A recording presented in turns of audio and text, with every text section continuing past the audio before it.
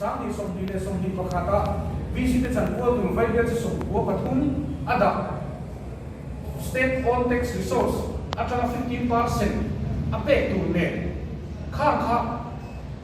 eng angkol ruling amo opposition amo tun kan kal chuna hi chuan policy a om do lo ba khotlang ha gai tu khil ki tak tak tu vc kan thlan chuan chu khotlang le veng ti ta atlu le do ni lai kha kan sei lang ko ni e chung ram thar denga MNY headquarter secretary lam mai ren khele mi dang voter somni zpm a vote lom lu an ni bo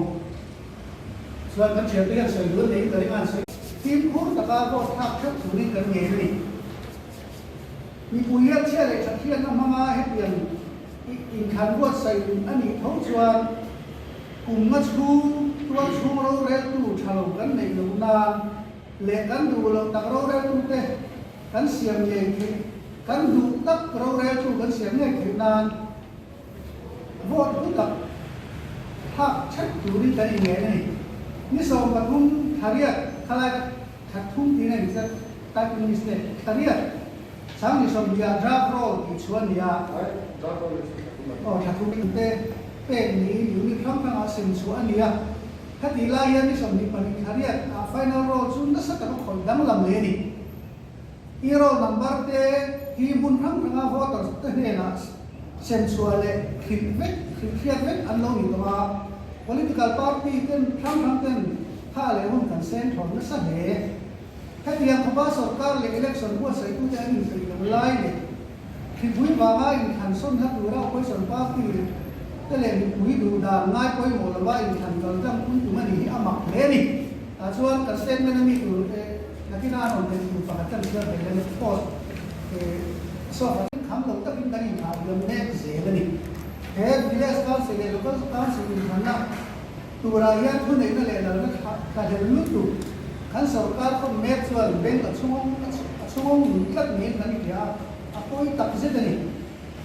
ที่กายเองก็เขาตัดเสียเตะเขาเวลาเราคุยเลยถึงสอบเตะไปอันตรงการส่งส่งเตะเอวิสเตะปัจจัยตับอันมีเขียนเต้นอันสวยงามเนี่ยนี่สิ่งที่มันแค่ไหนนะนี่สมดีคดีที่งานนี้ SEC State Election Commission เช่นชาวเอ็มเอลเอ็มพีเอฟเอาข้อมาโกเฮ็ดเดียมเลี้ยวบางอันนี้ล็อกดาวน์เลยคือผู้หญิงพวกอะไรดักเมฆเสียเดียอะไรนะบางอันนี้นั่นเองจู่อาหิมลงเรียนเพียรถูสวยชัวอันนี้เพียรนี่ SEC เฮียถูในนั้นนี่ลงถูสวยอินทันนับว่าใส่เงี้ยถูอันนี้ถูอันนี้เรียนเพียรนี่Autonomous Body State Election Commission เฮียอันถูนี่เราจะถูเงี้ยตามมาถูในตู้ที่ลุยกลัดตู้กันจะลงมานี่ค่ะเสียงเลยไหมอ่ะเฮ้ยคุยเล่นกันอะไรยังมีตั้งแต่ที่พวกทับถูแล้วกันชัวอันนี้น้องมาโหวตลาโหวตเกะอัดเลี้ยงอันนี้น้องให้ตั้งที่สกัดเรื่องจางอะไรรูลิปาร์ตี้ก็จะอินโวล์ทับเซของสัมเดียจัดอันจุนนะดีนั่นแหละอาศัยพวกพี่เพื่อนสุราบ้านโพสต์ช่วยหน่อยลงเฮียนี่จะเพียงจะนั่ง Secretary of Press Conference ในการนั่งเรียนจะชุดตาดาร์กตาไม่แน่ใจดาร์กเนี่ยผมเรียกสิ่งนั้นเองเฮ้ยมาสักการณ์ที่นั่นมันเป็นคนเดียวจะนั่ง Secretary Publicity อันนี้ไอ้ก็ชัดแล้วมันมีเจ้าอีผู้พายเราทำมาจะนั่ง Secretary ZD อันนี้ชัดแล้วมีผู้สายชัวมาสายเตี้ยมังกรนะเป็นไอ้กระทำเชื่อมีวันละเลราเตะอินซีเรียวันละเลราเตะอันนี้จะนั่ง Secretary Vigilance อันนี้ทั้งเรื่องมีผู้ชั้นสอบดีและชั้นสอบจะนั่ง Secretary Mizoram State Election Commission ส่วนที่สมบูรณ์สรุปว่าสามที่สมบูรณ์ขณะปวดเสียโดนตาเฮ้ยขณะนี้ขณะชิ้นเสียตักเลยชิ้นเสียตักเลยเครียดเลยดูนี่ข้อแรกคือปุ๋ยโควิด-19ข้อแรกคือปุ๋ยโควิด-19เนี่ยบวชคุยกัน State Disaster Management Committee พอเราเทคเราอันนี้เราชัวร์ปุ๋ยชัวร์เราดูอินเป้ก็ชัวร์แต่เทียนเดียวนี่ข้อโตอะไรนี่นี่อะไรนี่你说比你们都像你曾经生活那种上坡特别考察，懂些啦，跟来那的天差，从看来那个。พันเตขึ้น non ra kan i CPR value le CPR value na population sa mil khodang lo tang lo hamin period airfield le dong tam tik chong lo wa emele ruling VC ten dong tam tik chong lo wa kan excluded from ka 15 finance commission rodna min Mizoram finance department chuan July December thum sami som khan village council ta na nuai sam was thum senwal dan tu ati fela chuan ruling bial to bial ma thiam lovin state finance department dia kha nuai sam was thum khan population le area living thang tanga an thuli la on za in thuli per ni in maya chuan press conference chap sin takin ban ron dia mi pui hin na aya party tham chhatna da satu emale kan tin te ni bo to ma lu tin ruling VC le ruling local council ni gamin poisa an da mo te do ane obas ta som ni pasari sangi som ya village council le local council ni an lo tu ra ro re na cherne tu emale party so dale tham chhatna om the tu ngin tu ben chera to lo so ya minister ning soil bila minister pakhat ni chuan ruling VC thanchu si chuwa ba opposition VC thanchu chome ning a in mi pui thanchu ve tho opposition VC chu musin takin chome ning le tin enen tianga mi pui thanchu ve tho te moi lo ta ka de kin ani ni an ma ni thang tin tu mi pui musin ta to ni a wa sa pa chuan finance commission rodna min an chan pol an chang teka in kan soi boni congress ngai chon to in ruling VC le opposition VC ten state finance commission rodna min an chan pol to an chang teka ruling VC ni vamin sarkar chanin chan puin an tong tam mo ti yo opposition VC te ko in an chan pol to an chang teka ni in ni kum loka VC ten excluded area fund ang tungko Congress ang parakulay at mga LAD in population the area kanto mai po de Mizoram ni te poisalvin mizo an tam chang ba ni Mizoram ni puite an bilru ana ma le kara mi pui kan inna tura duty police le to mai po an falsu ki Mizoram sarkar ko angai serious ani Assam Rifle ho pulu perna department kal tanga lekha pe ani ko tuna yan Mizoram sarkar chuan Ministry of Home Affairs athen me ani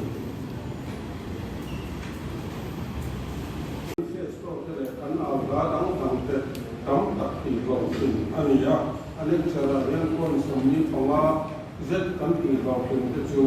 ta lan ani ya chu na kina a ko pi kan te vet don chu ni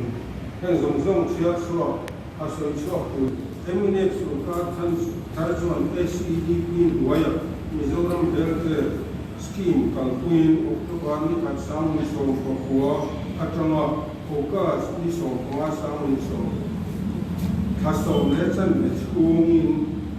damlo dan na chi rang in kon na turin vai bet se so thum le kon sum ali vai bet se so thum le mak ta duais le nuai ti le sing khat le samari sum rugle pasal lai damlo rang ta man ani chung singa chuan Mizoram ai pani zan lama tu konsa ai lo hong ka kanan nau thong dewa chanchin kanan ko ania oina president local zong zong hi in zawar in chipai ko press conference at in local TV Emre general election sound impression career to minister zong takhan kong in tham sat na mun in maya ma an ha ngang zara chu ti chuan MP election along ni le tra thu chung zet model code of conduct in min an voice of the min huwa malak na sang kalpui aniถ้าเทียมพี่กับพี่เดียกับว่าถ้าเทียมตอนนี้ให้เขาเป็นมิตรกับว่าอันนี้ตัวเราหัวเชื่อปกติกันหัวเป็นยังไงถ้าเทียมปัจจัยมาเป็นยังไงช่วงเตะเลยแค่ตีลายให้ติดตัวหรือก็ตั้งสิ่งอะไรนี่มาดีซีนี่ลายจ้างมาเป็นดีซีเมมเบอร์ละตั้งส่วนผู้เราเรียกเกิดสายเราจ้างหรือว่าสมินิตาที่กับผมว่าช่วงนี้ส่วนเชื่อแต่ที่เราก็ช่วงเป็นมาถึงจ้างมาก็เสียเงินนะอันนี้ว่าก็เสียเงินคำสั่งกลุ่มนั้นดูไฮสคูลบิลดิ้งเลยอัชนะบางเลยก็อันนี้อันตุ้มตาเนี่ยมาเสีย82วันบางอันก็ที่เล็กตกเป็นอีกว่าฟุ้งฟ้าที่สุดที่นี่ก็ฟุ้งฟ้าเลยเสียแน่นส่วนเล็กตกฟ้าฟุ้งฟ้าที่เราอยู่ที่นั่นละไฮสคูลอัปโรชก็อัปโรชสูงอัปโรชมาไฮสคูลอัปโรชก็สูงหัววันก็ชักโซมินไอเทมพาได้เกจเตกิตัวจับประกันไม่เสียกันไอเทมพาตัวอัฐิก็รู้อินเทอร์เน็ตตัวก็รู้เลยที่สร้างวิเลหัวไม่กล้าสุดจัดตัวสีตัวไอ้นั่นตัวน่าให้ไปเทมนาแล้วสักตัวว่าก็ได้ตัวตัวน่าที่บิวดิ้งเบลล์ตัวจะทำได้ไงทุกๆการสนับตัวช่วยนี้กันที่ตัดเร็วกันนี่จะเป็นตัวคำสั่งสักที่ตุ้งเราเสร็จแล้วจูตุ้งนั่งที่ที่อะไรกันบ้างรถกระบะพวกการเรื่องคดีก็การเต็มกระทรวงตัวรู้กันว่าอามาเราซื้อมาคือหลังสุนทรวงเล็บแล้วว่าข้ามที่หลงนัชนาโปฟ้าจากลำประมาเฮียนิโพลคลีนจากคอมมิตี้โอว่าอันนี้พลังหาเชื่อนี่ที่ไล่ government เรียกเวลาแค่นี้บนโลกหุ่นมังมาหนุนลานี่อย่างตัวนี้ที่ไรสกุลในตัวเด็กเนี่ยที่เดียวตะกินที่นั่นละอามาเราสุดเกษตรแค่นี้จ้างมาให้เรียอันนี้ที่เสียตะกินไอ้เสียกันที่รำที่ไรหุ่นที่ที่ตัวนี้จ้างกันตุ้มลงไปที่ไรค่ะก็สวยไปเดี๋ยวกันที่นั่นเด็กกันสิ่งเดียวที่เห็นทุลังกันตัวดูเลยมันสวยเป็นไปเลยเสร็จแล้ว좋은 거 내가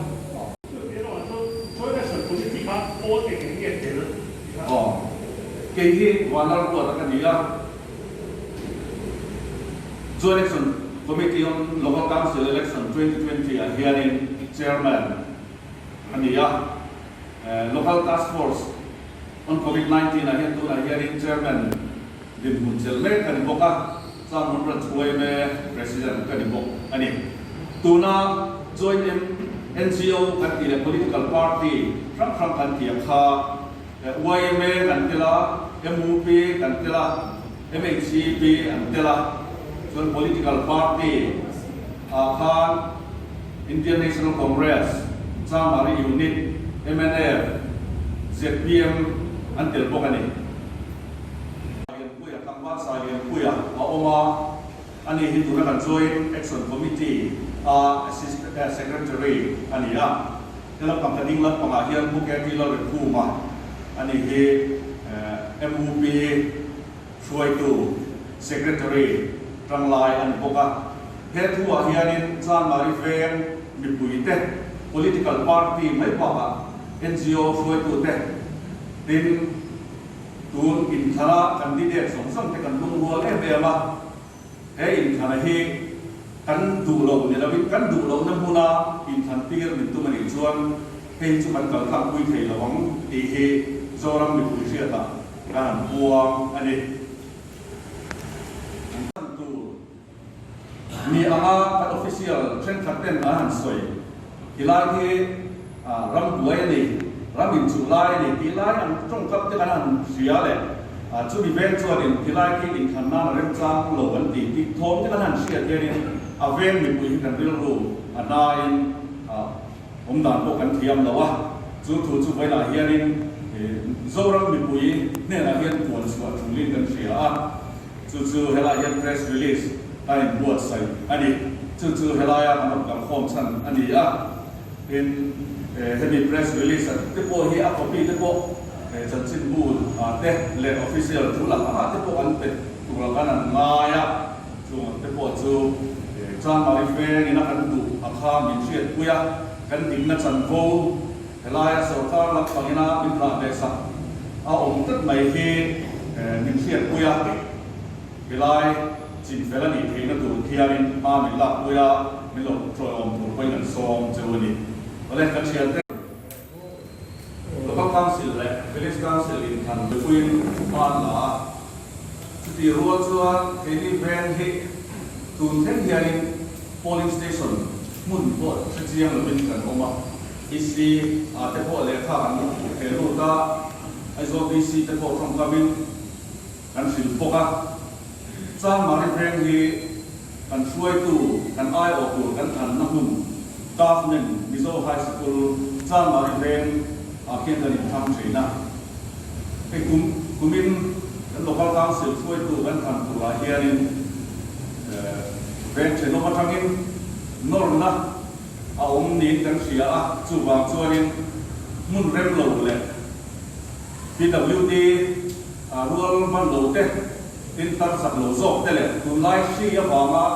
tun lai si le COVID-19 wanga social distancing po ti mu ma thelo na huna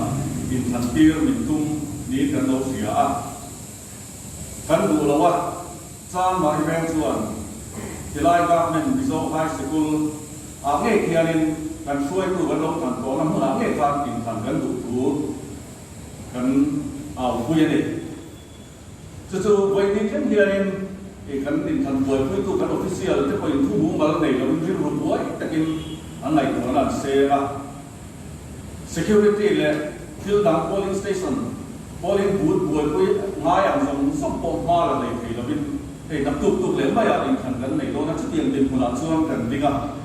tu wang chuan in Mizoram sarkar hianin environment te chan mari ve hi ke tiang a ke me min lo se sak ti lai hi kan ngai to a ven mi pui te kan lom lo ne kan in than na hun tu hi government mizo high school chan maria ani lo chuan in mun da hilai a che vel commerce building ani mo hilai an mo vel a in than kan tum lo a in than hi kan du lo ni lo in kan ai o local council member than tu hi in than hi kan cha ka kan ha le le ma ni quái với cả lón chiếc sụp hey quái thui luôn tụ nó là rất là vì mà mình là tên là vì có tụ rồi hey bưởi